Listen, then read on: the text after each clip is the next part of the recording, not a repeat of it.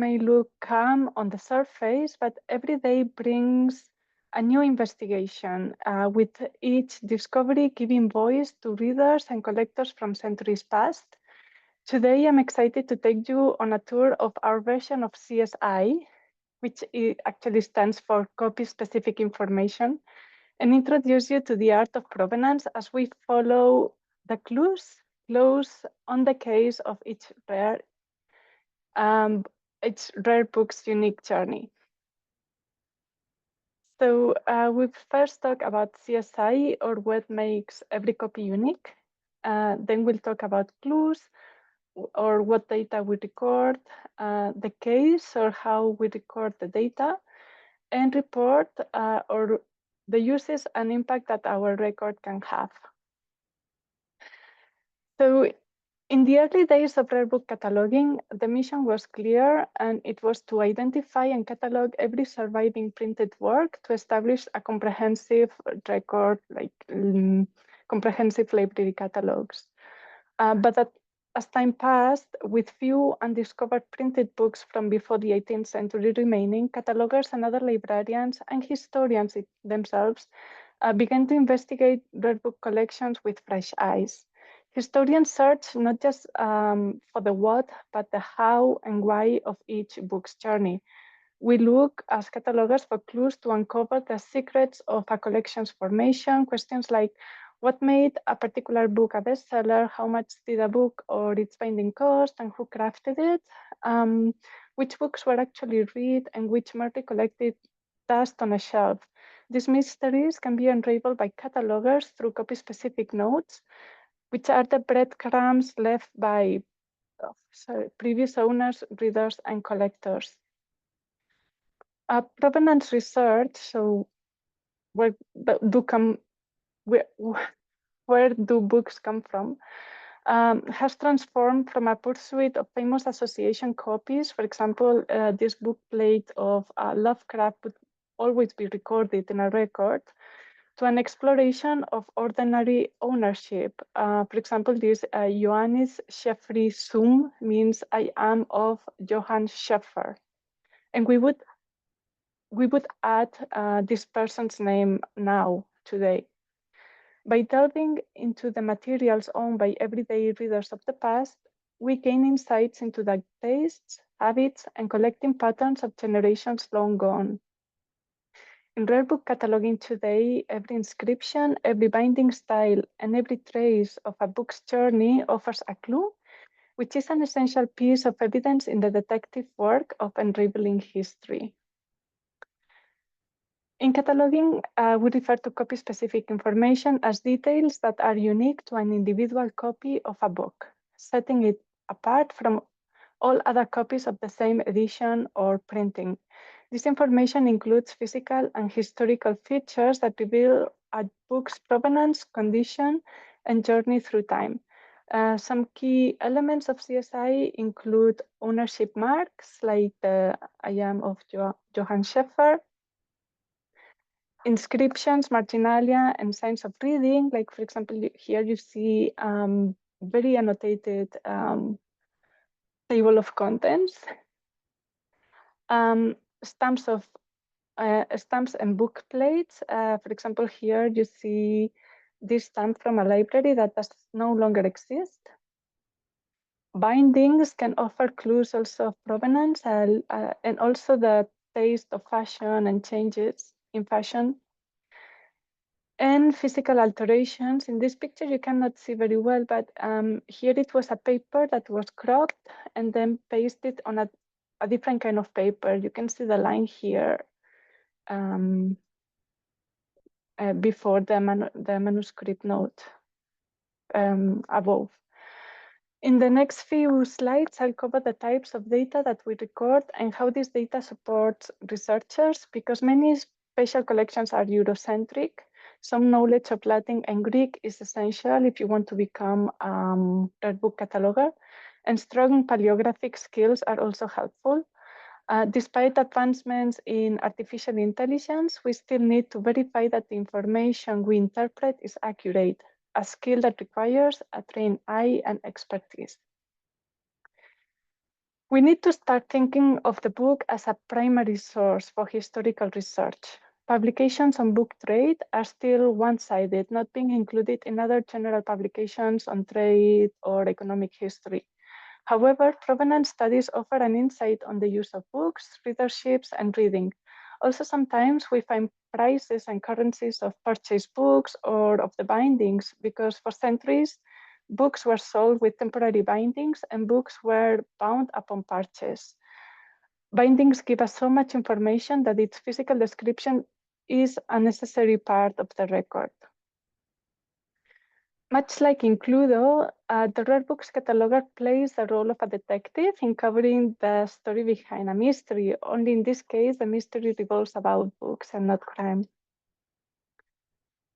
So what kind of clues we find? For example, annotations. Annotations can reveal a wealth of information about readers and their reading habits. They offer glimpses into the day-to-day lives of people from the past. In times when paper was expensive, people were often used the blank pages of books to record various notes, even if they weren't directly related to the book's content. Sometimes readers commented on the books themselves, offering praise for the author or expressing anger. They might summarize a section, create an index, or add their own interpretations. Whatever their purpose, annotations show that a book was actively used. Even without annotations, the simple fact that someone owned a book can be revealing. A personal library offers insight into the life and mind of an individual or even an entire family. Examining multiple libraries allow us to track patterns, trends, and shifts in taste over time. Ownership traces can even show us how heavily a book was read or if it was left untouched. Some studies have even analyzed the human-related dirt on books to understand reading habits. For example, I discovered an annotation in a book entitled Bocados de Oro at the Huntington Library. In one note, it's written in Spanish, so, and also the calligraphy is a bit, is from the 16th century, so it's different to how we would write today. But in this note, in the part above, Juan de Zalamea, who died in 1588, we know that from another inscription, records that his son was born and baptized, listing the names of the godparents. This note is written in a beautiful calligraphy, is calm, is nice. It gives us a personal glimpse into the Zalamea's family life. However, below, the same hand, and we recognize because of the way he wrote some letters like the A's or the double R's. So it's the same hand, and he records a different event, and you can see that it was agitated. It's very fast, right? Zalamea describes feeling frightened as he sat outside his door with a friend during an earthquake. This note serves as a primary source documenting an earthquake in Seville, Spain, in the 16th century. Although the date has been cropped from this volume, I read a similar note in another Spanish book, also at the Huntington Library, written by a different hand, and it also mentions an earthquake in the year 1575. And I think it describes the same event. I want to think that it's the same earthquake because the note says, and I'm rephrasing here, I was sitting outdoors with my friend at his house. And I think that the owner of one book was talking about the owner of the other one, but I don't have proof. Ownership can be marked in many ways. A book plate, a branded mark of a Marca de Fuego in Mexico, they were very popular. A simple inscribed name, a library stamp, or even through the binding itself. So if we see the binding, bindings were often custom made for each book, reflecting the unique taste and needs of the owner. Starting from the mid-16th century, book owners in Italy and France began adding their names to the covers. More commonly, however, we find initial or intricate monograms marking ownership. Education institutions such as universities and research libraries often stamp their coats of arms on covers, as did noble families. Many of these armorial designs can be identified through online resources, bibliographies, catalogs, and so on, but they're not easy to find. For instance, the coat of arms of George Granville William Leveson Gower, as you can see in this image, appears on the front cover of a 1666 edition of Raleigh's History of the World, which is housed at the USC libraries. Then we also have catalogs that help us identify provenance. When they exist, they not only allow us to reconstruct libraries that may be dispersed today, but also help us understanding what books people own, which books were sold, and which ones the owners chose to keep. Sometimes catalogs even record the price of an item along with the when and where it was purchased. While many of these catalogs exist in manuscript form, some were printed and even reprinted. Most, however, remain understudied. When we have to catalog a catalog like this, we need to add as much information as possible. How many entries does it have? Is it a manuscript? Does it have marginalia? Does it have the price of items? So this information needs to be recorded. There are institutional catalogs, such as those maintained by libraries, as well as private catalogs. One of the most famous examples is the catalog of the Biblioteca Colombina, which was created by Hernando Colón, the son of Christopher Columbus. Colón recorded the price of each book, how he acquired it, where it was purchased, and at what cost on the book he purchased. But this image here is from the Libro de los Epítomes. It was Colón's library catalog, where he included the same bibliographical information he would add to his books, plus a summary of each work. Since many of the books from Colón's library have been lost, this catalog is of extraordinary value, but it was only discovered in 2019 in a library in Copenhagen, the Arna Magnian collection. I'm sorry for my Danish. So how do we record data?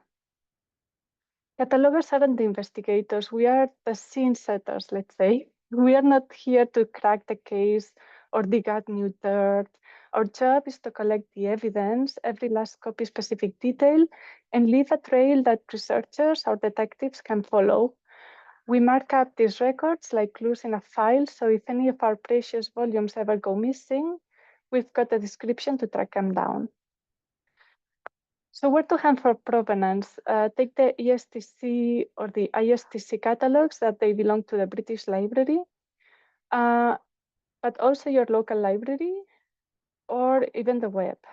Let's see them in a bit more detail. So the ESTC in the hunt is the English short title catalog. In the hunt for provenance, there are many leads to follow. The ESTC is a key resource for locating English works printed before 1801. It has is a catalog of all the books that were published between the year 1501 and 1801. It belongs to both the UC Riverside and the British Library. It's currently offline due to a cyber attack on the British Library, but librarians have their ways. You can access it through the UC Riverside interface by requesting permission, through a CD-ROM, or in the printed catalogs. Only the UC Riverside interface is kept up to date, though. When a participating library adds a holding to a particular record, for example, this was a holding from the Bodleian Library for the same book that I showed you, the Raleigh's one, the history of the book of the world.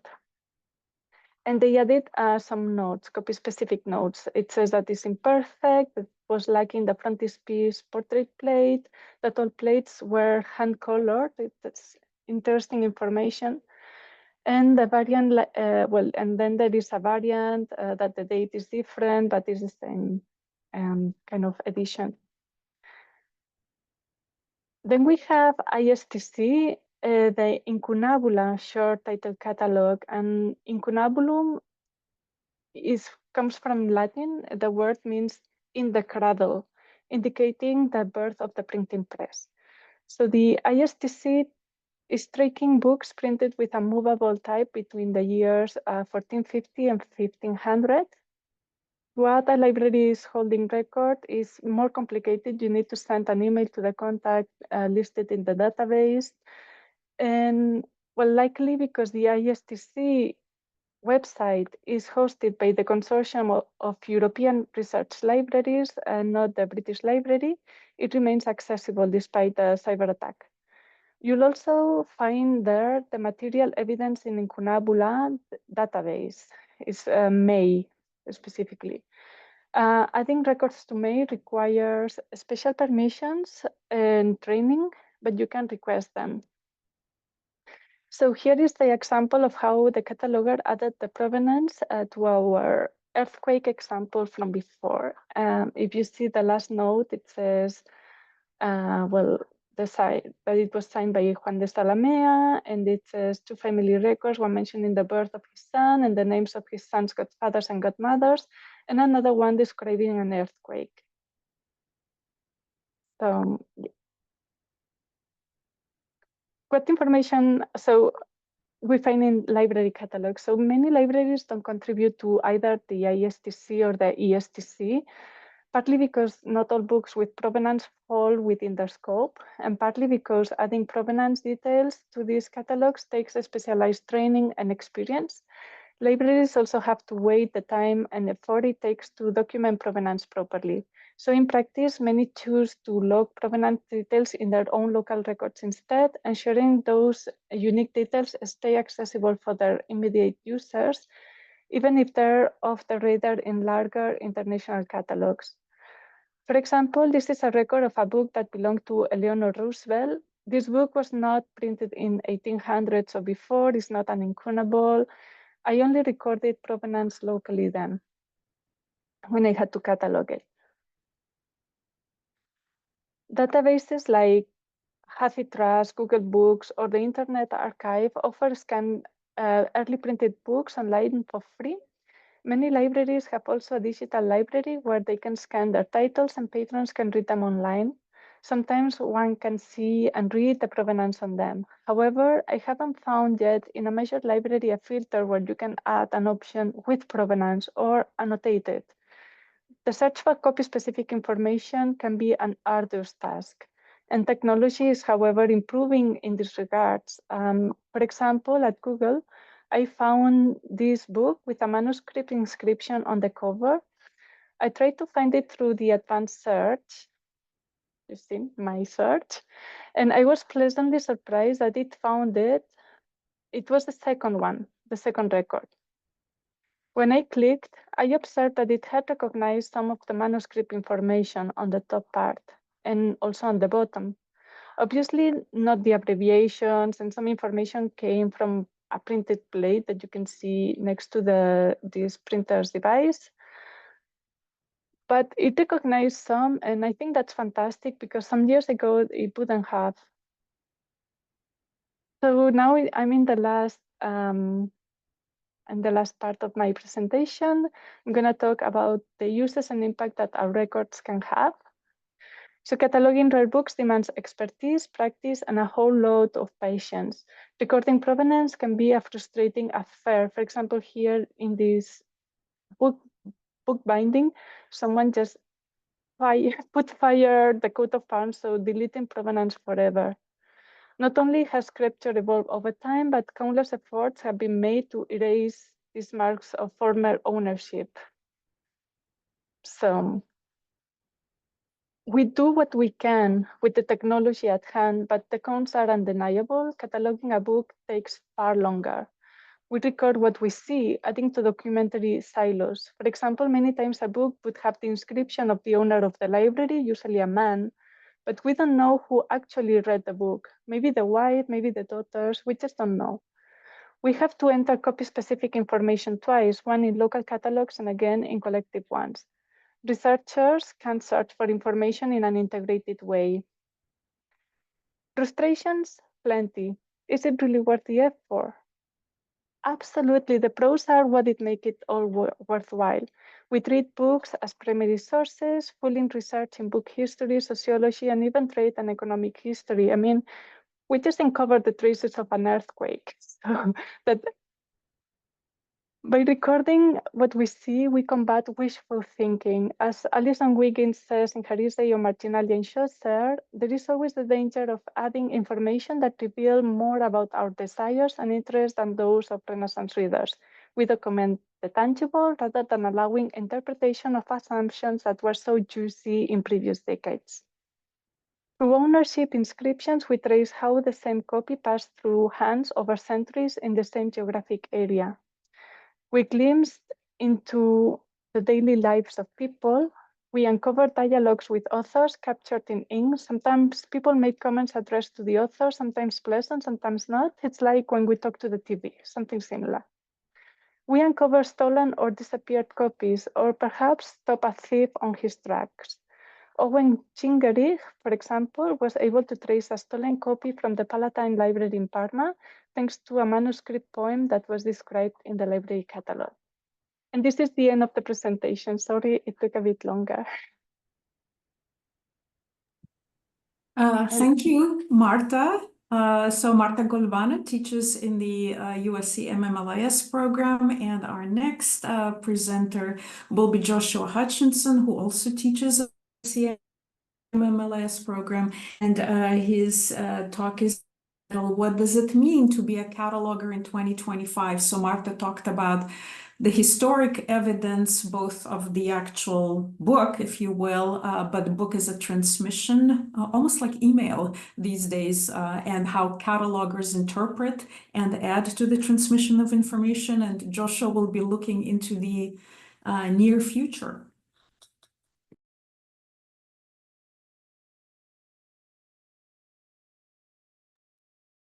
Thanks, Ruth. Thanks, Marta. So my name is Josh Hutchinson. I work with Marta in the USC Libraries. I'm Director of Technical Services there. And I'm going to talk a bit, as Ruth said, about what it means to be a cataloger in 2025, but inevitably first, I have to go a little bit backwards. So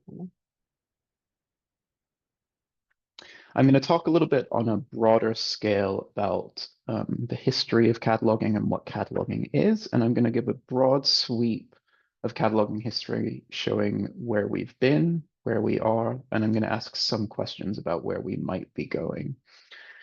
This is necessarily going to be a little bit more generalist than what Marta has just spoken about. Marta is a very specialist rare books cataloger, and what she does as a cataloger is a specialist discipline within a wider field of cataloging. There are a lot of different types of cataloging and a lot of different types of catalogers, and there are different ways in which people perform cataloging. And I'm just going to talk today about the concept of cataloging in general, what it's been, what it is today, and where we might be going in the short and the medium term. So I'm going to be making some generalizations, but please bear with me as I'm going to relate the history of cataloging to one of my favorite book series from when I was a teenager. So I'll start with telling you about Tom Swift and what I'm going to claim is a missing book from that series, Tom Swift and the Bibframe 2.x bib vocabulary. So who was Tom Swift? The first book in the Tom Swift series was written in about 1910, or it was written in 1910. It was written by an author called Victor Appleton II, who was actually a pseudonym for what was called the Stratemeyer Syndicate. It was essentially a corporate writing shop founded by Edward Stratemeyer, and he was responsible, and his syndicate was responsible for Nancy Drew, the Hardy Boys, Tom Swift, the Bobbsey Twins, and dozens of other series and hundreds, literally hundreds of books, fascinating Wikipedia web of entries that you can get into. But were all aimed at children, and in general, they were adventure stories of some type. Tom Swift eventually made it into 4 series of books, and over 100 volumes in total. I haven't read them all, but what I particularly loved as a child was that they present a really particular view of the future. So when I read Tom Swift, they were already old. I was reading the ones that were written in the 50s and 60s, and I was growing up in the 90s. And much like other futuristic science fiction stories like the Jetsons, the vision of the future that was presented in Tom Swift was a really particular one. And it was sometimes a very peculiar one. It was one in which the world of today was recognizable, but where the predictions were just a little bit off.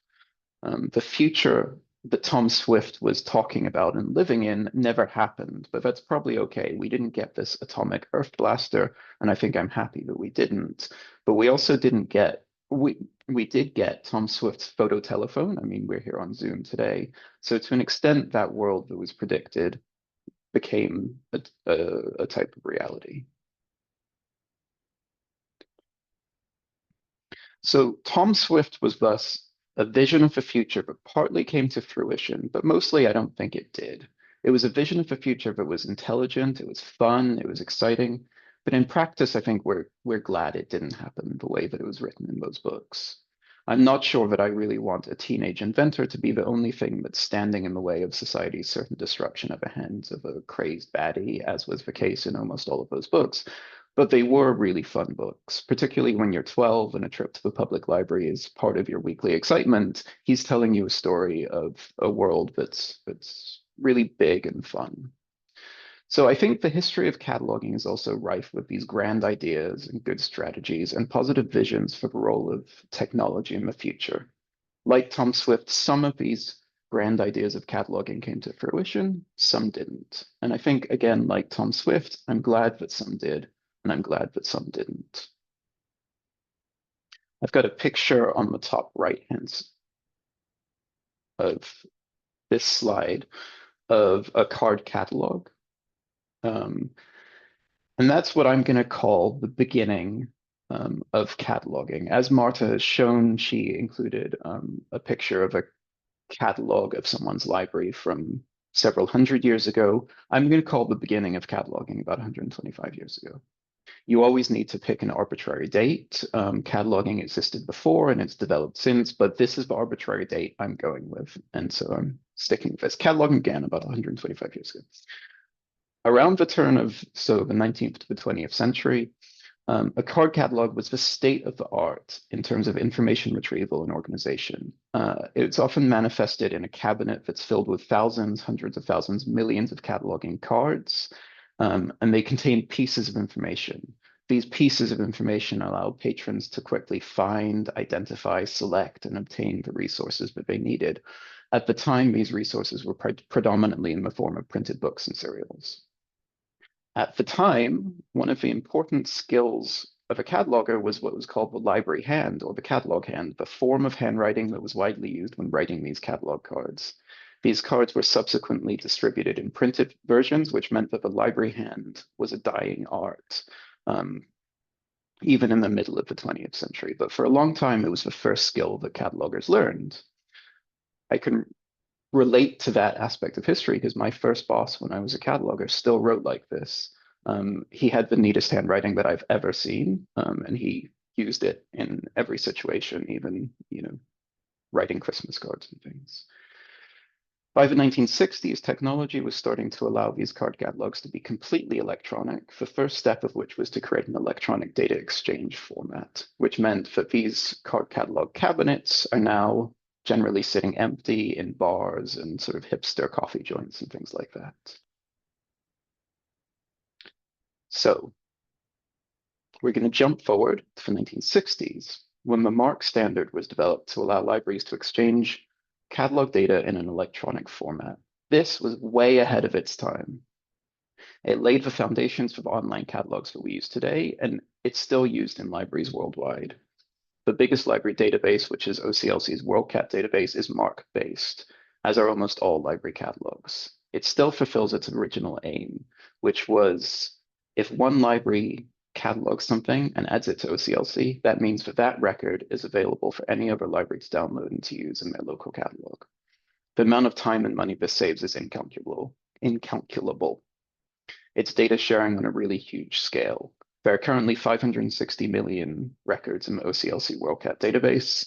And as many of you will know, WorldCat is an invaluable tool for librarians and library patrons, and it's all based on the concept of data sharing and MARC catalog data.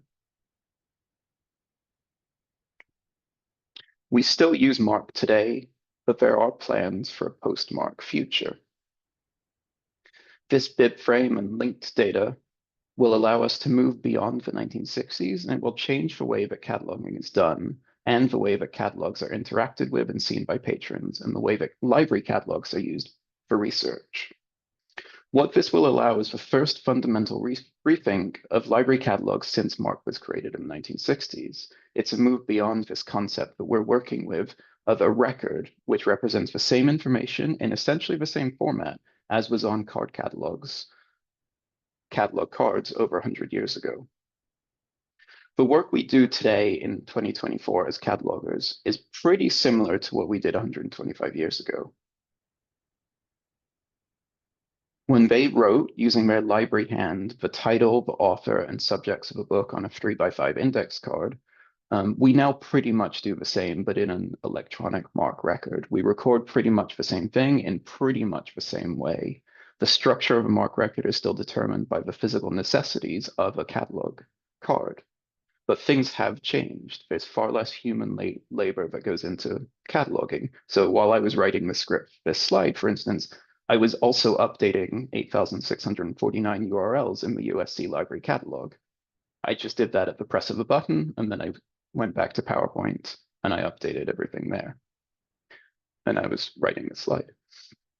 However, we still have, and we still need, as Marta has shown us, catalogers. The skills and knowledge of rare books catalogers, for instance, and other specialist catalogers is completely irreplaceable. Catalogers now have completely different skill sets from the library hand. They use Python, regular expressions, and other coding languages that enable them to do in minutes what used to be enormous or impossible projects. So we're moving towards, I think, potentially either a Tom Swift vision of the cataloging future, or one where patrons are actually getting a new and exciting utility from a library catalog. I think we've got a lot further to go. We still do a lot that can be done by AI and other automated systems. For instance, catalogers still assign call numbers and formulate subject heading strings. And that's a specialist skill that either can be accomplished or assisted by tools that exist now. So AI can really help in doing those things, which are now done almost entirely by catalogers. We've also started to pull in information from the library catalog from other sources such as Wikidata and Wikipedia, which makes the library catalog more of a fully featured source of information. It's pulling from various curated sources available on the internet rather than just being a drawer with cards in it. We've also started to integrate library catalog information into other non-library search tools, and you do see within the past couple of years new integrations of library catalog results into Google, for instance, which both pulls people into the library catalog and it also helps to share the specialist knowledge that exists only in the library catalog, such as what Marta was talking about, out on the wider internet. But we know, and hopefully we will see shortly in the next few years, this is just the start. As our metadata is improved and it transitions into these concepts of linked data and BibFrame, which is the next step beyond MARC, there are going to be further improvements in display, in searchability, and relationships created between library resources. What this will mean is that patrons will have a significantly improved search experience in library catalogs, and it will also herald a new era of cataloging work. As I said before, this is going to be the first big reconceptualization of what makes up a library catalog, I guess, since that card was created. When I was doing research for this, there was a difference of opinion about whether catalog cards should be 3x5 or 2x5 inches, wider or longer. And I think we're definitely beyond that now, but we are still stuck in that world of the library, of the card. So I hope that these changes come in time to ensure that the new practices are still fresh and useful when they arrive, rather than being stale and an old vision of the future of cataloging. Are we going to be reinventing something pedestrian like a motorcycle, like Tom Swift and his motorcycle? Or are we going to be seeing something in library catalogs that's never existed before, like a G-force inverter?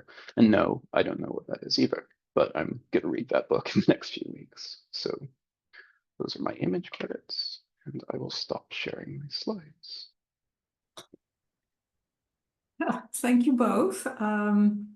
And I was getting my library education quite a few years ago, before most of you were born. And looking back at it, I know why I did not become a cataloger at that time. I was scared by the idea of descriptive cataloging and this thought of drawing a map on the one-to-one scale, and how do you reduce that concept into something that's descriptive but doesn't reproduce the actual object was so scary that it turned me off learning how to catalog, and I never became one. But Franklin Aguirre has a question to either one of you. Is it necessary to learn original cataloging now that most libraries are using copy cataloging, and as Joshua alluded, are also beginning to implement artificial intelligence into cataloging? And I don't know if Marta and or Josh have a thought about this. I think if you are a cataloger, you need to learn original cataloging because you don't know what kind of materials you will find in your cataloging journey. It's true that we use a lot of copy cataloging, but we are also sometimes finding unique copies in our collections, or that they are like very badly cataloged because they maybe have legacy records, so records that were maybe created before Mark existed, and then you need to learn the actual rules and the Mark codes and things like that. And also, obviously, in my case, special collections cataloging, most of the books I have are unique copies. So, yeah, I think it's an important thing. But Josh has a more global view of that.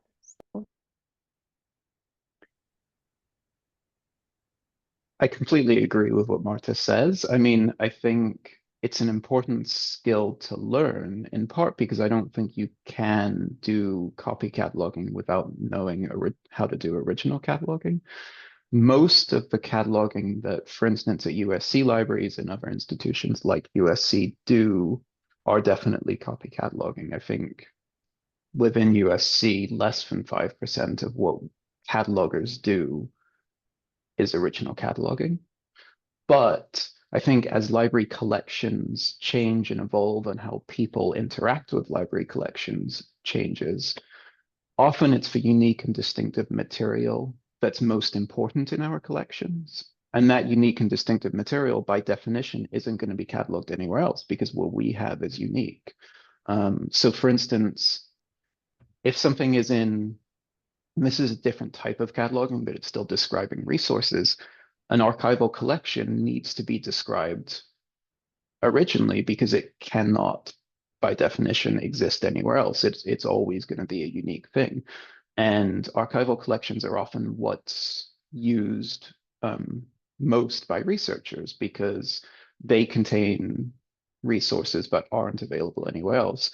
The equivalent of that in books is going to be things like what Marta is talking about, or things that no other libraries are collecting or no other libraries have kept. So things that are described in different ways. So for instance, we do at USC, we do original cataloging for things that might not necessarily be considered like normal books, but things like posters that only exist in small print runs or were original. But for our patrons' needs mean that they need to be cataloged as individual items. And I think that type of thing is really where the benefit of a library and the benefit of the cataloging department within that library really come into their own, because without those unique collections being described, what researchers have access to is really only a much poorer set of resources. So my answer to that would be yes. But So Franklin, I hope this maybe answered your question in part. And if you have follow-up, you are welcome to raise your hand or put in the chat. And the same is for everybody else present here. If you have questions or thoughts, you're welcome to put them in chat. I'm assuming most of you in this meeting are students or are thinking about the LIS, Library and Information Science as a field. And this is a very specific, specialized area that I think all LIS schools offer, and for a very good reason. We do need to understand the principles of cataloging, even as, such as myself, we don't necessarily pursue that. At least we can ask our colleagues who are catalogers, intelligent, if I make questions on behalf of our users, who sometimes have very, very curious questions about catalog records as they are searching for whatever it is that they are searching. And if I can't help, sometimes I do need to turn to a cataloger or somebody who works in the field to assist me in responding. Marta, you mentioned something that I've completely forgot, and that is the hacking into the British Library and how it wreaked havoc on, in some ways, on the world of cataloging. I mean, I would remember the hacking into the British Library, which is one of the largest libraries in the world, but the fact is it had quite an effect on cataloging. Yeah, it's still not like if you go to the website of the British Library, it says that they haven't recovered the data yet. I don't know how they are working to recover it. To be honest, I don't know, because they said that they didn't want to pay the hackers. You can check part of the catalogs that were already there, like from the printing catalogs and things like that. So they pushed all that information there, but they lost a lot of information, and now you can request books again through the library cards and things like that. So they went back to the past in a way. To pre-hacking, yeah. Yeah, exactly. It's like going back to the card cataloging. Is yeah. It was very, very scary time, because you never know if, I mean, I guess all libraries now, they are protecting their records more, but you wouldn't expect a library to be attacked like that. Yeah. Chloe Bruce has a question. They say, I have experience cataloging, but how much coding knowledge is necessary? I don't know too much about coding, but from what I gather, it seems to be a valuable skill. I'll respond to that. So I think that's an excellent question. One of the as Ruth mentioned, I'm teaching a course in the USC MMLIS program, which is on information description and organization. And I'm having a few colleagues from other institutions come in as guest speakers in that course. And one of the questions I'm asking each one of them to talk about is what skills you wish you had that you don't have. And for me, the answer to that question is coding skills. I have taken several like Python courses through like libraries, carpentries and things, but it never really sticks. It's just kind of like up there, and I know there are areas in which if I had a little bit more skills, it would be really valuable. A little bit more skill, it would be really valuable to me. But depending, I think, on the systems that are used in your institution and like how you're going to be using them, skills like that can be really, really valuable, because what they enable you to do is interact with the records that exist in ways that aren't otherwise available to you. So you can do something on a record by record basis, making a change on a record by record basis, or you can if you're able to use coding skills to query the database, for instance, do something on a much broader basis that's much more efficient and effective. I think what I do, we use a library services platform called Alma at USC, which is one of the many LSPs that's available to institutions. And I, on a fairly regular basis, so I would say like multiple times a week, I use ChatGPT to do the coding for me, because when I'm querying Alma using the analytics module, and I need to use regex, regular expressions, and I'm not very good with regex, so I need to look it up. And things like ChatGPT have really hastened or speeded up the lookup process for me. But my colleagues who work with me and Marta at USC, those of them who do have coding skills and experience are able to do a significant amount more than I am. Because, for instance, there are Python libraries called PyMark, which work specifically with MARC records and do vast amounts of things that I'm not able to do because I don't have those skills. Luckily, people who work for me do have those skills. But I think it is a really useful skill. So we have three more. Thank you, Josh. We have three more questions in chat. Marta, I'm going to refer Elliot's question to you. What's the weirdest, most unique metadata you've recorded for an item? I think most unique. Well, I've I've done a lot of unique records, but how about weird? Something that threw you off, and I thought, what?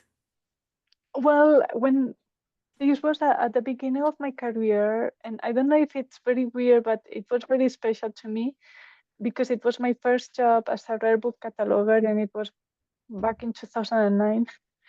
And I found the leaf of a tree, of a tile, with this heart-shaped one.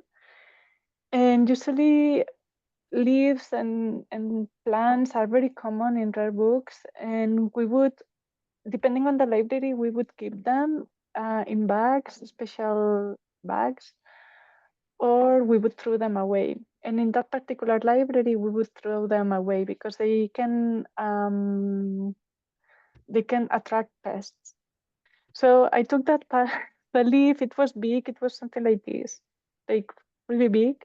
I was going to throw it away, and I saw it through a light, and I saw that it was actually, it had been painted, beautifully painted. It was 18th century, some very skilled, and some parts of the leaf, because of the time, so the pigments were lost, but it became some kind of the silhouette in the leaf.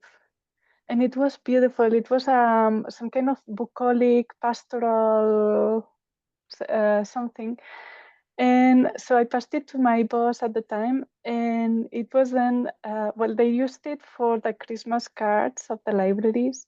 They used them in exhibitions. It's been, now is it's exhibited forever, like in the exhibition room. This is in the University of Barcelona. And I was very proud that I was the one that found it and I didn't throw it away.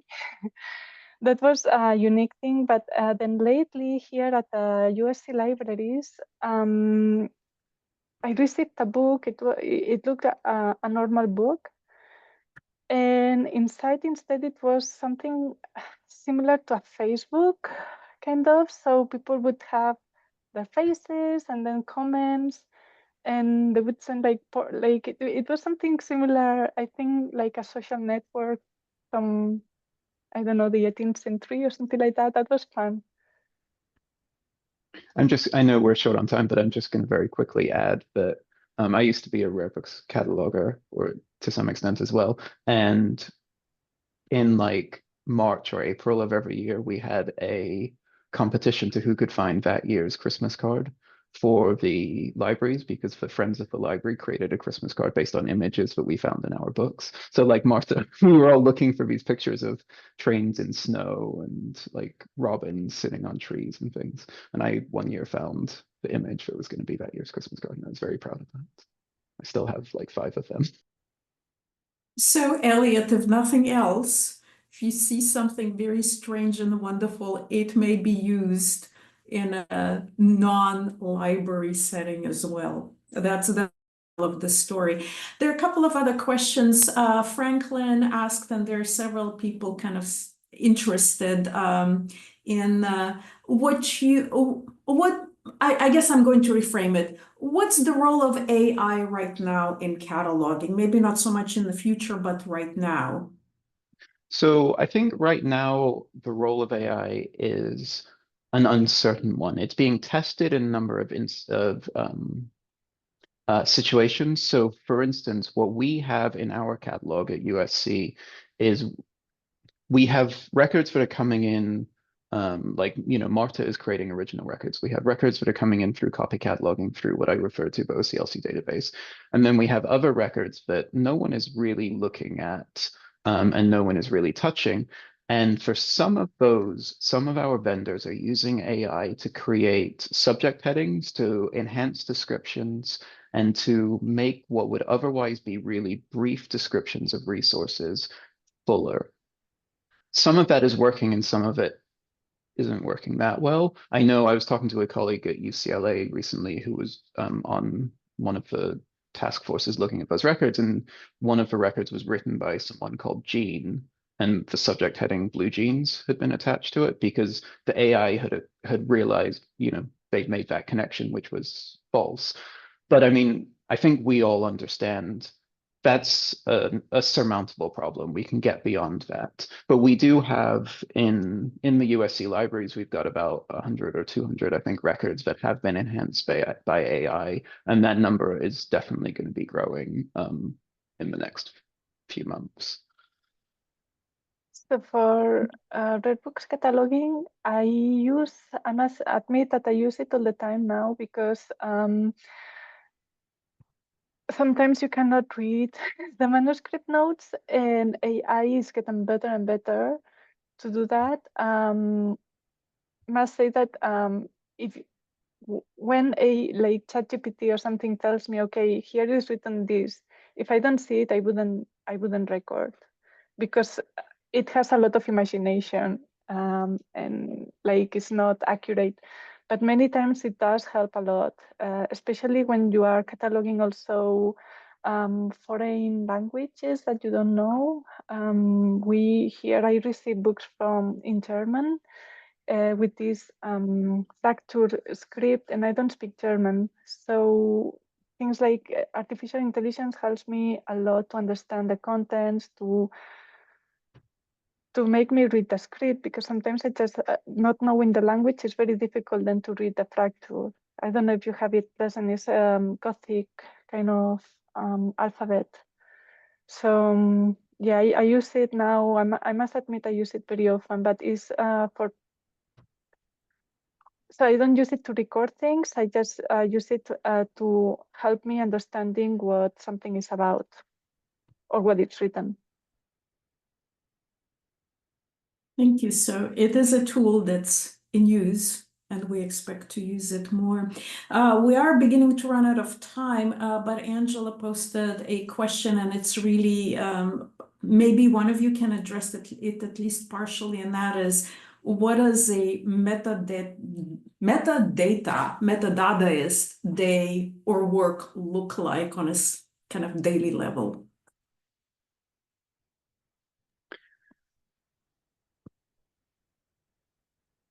So there are a lot of different answers to that. Even within USC libraries, which is obviously a relatively small cross-section of metadataists, there are lots of different things that people working with metadata do. Metadata in general can be defined as essentially data about data. So in the context of a library catalog, it's going to be the description of a book that you see in a library catalog. So when you're searching for Harry Potter and the Philosopher's Stone, it's going to be the title, the author, the date that it was published, the publisher, how many pages it is, that kind of thing. When you're talking about things that are non-book data, so many people have digital, or many institutions have digital libraries where photos and other non-book formats are described, then that data is going to be different things about the book or about the image. We also have loads of things like databases where the metadata about a database is going to be a wide range of things, between like a relatively small, brief description of that database and all the way to full text information about articles that are held in that database. So the work of a metadataist is like, there's a gamut between typing in the words on a book in front of you, all the way to cleaning up thousands of lines of data about sort of a much broader thing. It's a great question. And don't forget also responding to questions from the public services librarians on behalf of their patrons. That's another big part of the day. Well, thank you, Josh and Marta, for your presentations, and hopefully interested some of those present in the art of cataloging and metadata. And we are at the end of our time, so thank you very much, and go forth and multiply. Have a good day.